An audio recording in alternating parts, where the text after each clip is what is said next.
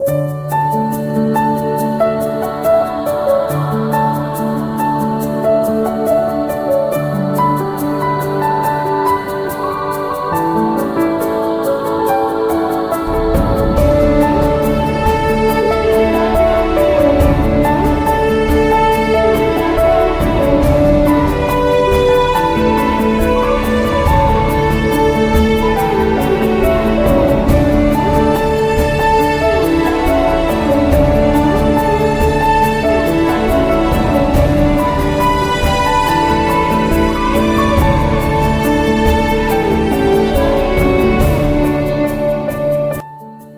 बच्चों, आज का जो हमारा टॉपिक था वो था आर्टिफिशियल वेजिटेटिव प्रोपेगेशन। जिसका पहला मेथड था ग्राफ्टिंग, वो हमने पढ़ा, और इसका दूसरा जो मेथड है वो है कटिंग। चलो हम सीखते हैं कि ये मेथड हम कैसे यूज कर सकते हैं प्लांट्स की ग्रो करवाने में।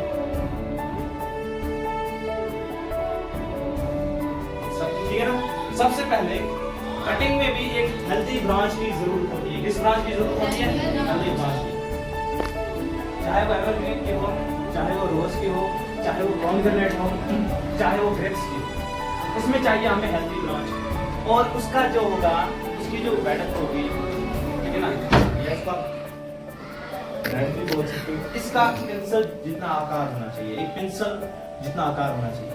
और इसकी लेंथ इस ब्रांच की जो हम कटिंग के लिए यूज करते हैं, जो हम कटिंग प्रोसेस के लिए यूज करते हैं, इस ब्रांच की जो लेंथ है वो 5 से 7 इंच होनी चाहिए, या ज्यादा बड़ी करिए।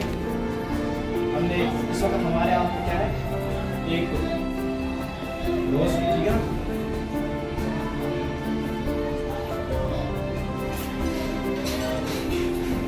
ठीक, हमारे यहाँ में इस वक्त किसकी ब्रांच चाहिए? रोज की। तो इसको भी यहाँ से थोड़ा ऐसे काट देना है, ठीक है ना। अब इसको मैंने ये कट दे दिया, ये रेडी है किसके लिए? तो उसके बाद सबसे पहले जिस जगह पे हम लगाएंगे वो जगह इसकी फेवरेबल कंडीशन में होनी चाहिए। वहां पे सनलाइट पड़नी चाहिए। सनलाइट मेन इंपॉर्टेंट है फोटोसिंथेसिस के लिए, ठीक। दूसरी बात, वहां पे क्या होना चाहिए, वो जगह थोड़ी फर्टिलिटी वहां पे होनी चाहिए, या अगर नहीं भी होगी तो वहां उस काबिल वो जगह बनानी है, वो सॉइल उस काबिल बनानी है। ना कि आप किसी पहाड़ पे जाके लगाओगे तो सर ने बोला है तो यहाँ पे हम ये लगा सकते हैं, ब्रांच एकदम चढ़ के वो चने उठाया है, ठीक है ना। उसके बाद ये ब्रांच हमें कहाँ लगानी है? सॉइल में। और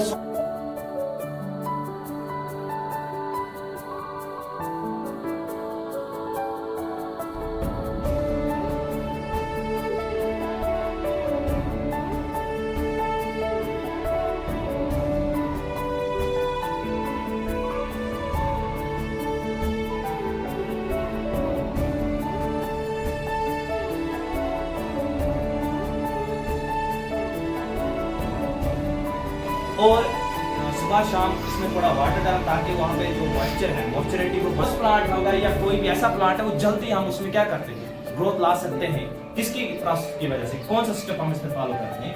कटिंग। यहाँ पे समझ आ गया? समझ आ गया ना? Vegetative propagation.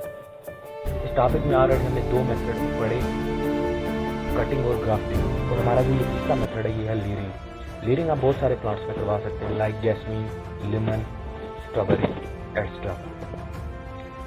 इस मेथड को समझने से पहले सबसे पहले हम ये जानेंगे, अगर हमने इस मेथड को यूज नहीं किया प्लांट्स को ग्रो करवाने के लिए, इसके कंपेयर में अगर हमने सीड्स से प्लांट्स को ग्रो करवाया तो क्या होगा। सबसे पहले जो सीड्स होते हैं वो डिफरेंट इन नेचर होते हैं, 5 to 10% एक दूसरे से, और उससे जो प्लांट्स ग्रो होंगे वो भी डिफरेंट होंगे थोड़ा बहुत। और जाहिर सी बात है, जब प्लांट्स एक दूसरे से डिफरेंट होंगे उससे जो फ्रूट्स निकलेंगे उनमें वेरिएशन इन टेस्ट देखने को मिलेगा। तो ये पहला नुकसान है, वेरिएशन इन टेस्ट पहला नुकसान है। दूसरा नुकसान, जब हम सोइल में सीड्स को डालते हैं 5 से 7 दिन लग जाते हैं इनको पानी डालने में, और उसके बाद सीडलिंग प्रोसेस होती है, उसके बाद धीरे धीरे ये प्लांट ग्रो करता है। तो ये एक टाइम टेकिंग प्रोसेस है, तो ये इसका दूसरा नुकसान है। इसके कंपेयर में अगर हम जो लीरिंग मेथड को यूज करते हैं, सबसे पहले हम ये जानेंगे इस मेथड को यूज कैसे करते हैं। मेरे हाथ में इस वक्त स्ट्रॉबेरी का प्लांट है। सबसे पहले हमें वो ब्रांच पिक करनी है जिसकी लेंथ ज्यादा हो। देखो बच्चों, अब जो मेरे हाथ में ये ब्रांच है, इस ब्रांच को 3 से 4 इंच जमीन के अंदर डालनी है। और इस ब्रांच का जो टिप है, मीन इस ब्रांच का जो एंड पॉइंट है, वहाँ से ये ब्रांच थोड़ी सी सोइल से बाहर रखनी है ताकि फोटोसिंथेसिस क्रॉस कर सके। और 1-2 दिन में जो ये ब्रांच का जो पार्ट है जो सोइल के अंदर है, वहाँ से रूट्स निकलना शुरू हो जाएंगे।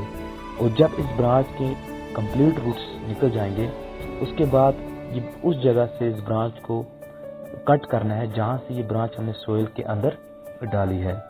और उसके बाद हमारे सामने एक नया स्ट्रॉबेरी प्लांट बन के तैयार हो जाएगा। अब इसमें बेनिफिट क्या है? बेनिफिट यही है, जो हमारा प्राइमरी स्ट्रॉबेरी प्लांट था उसके जो फ्रूट्स थे उसका जो टेस्ट था, मीन्स कि अगर उसका टेस्ट स्वीट है तो सेम टेस्ट इस स्ट्रॉबेरी प्लांट के फ्रूट्स में होगा। तो यहाँ पे हमें लेस वेरिएशन इन टेस्ट देखने को मिलेगा। ये पहला बेनिफिट है। दूसरा बेनिफिट ये है कि इस मेथड से हम प्लांट्स को जल्दी ग्रो करवा सकते हैं। तो एक ये अच्छा मेथड है फार्मर्स के लिए अगर इस मेथड को वो यूज़ करें।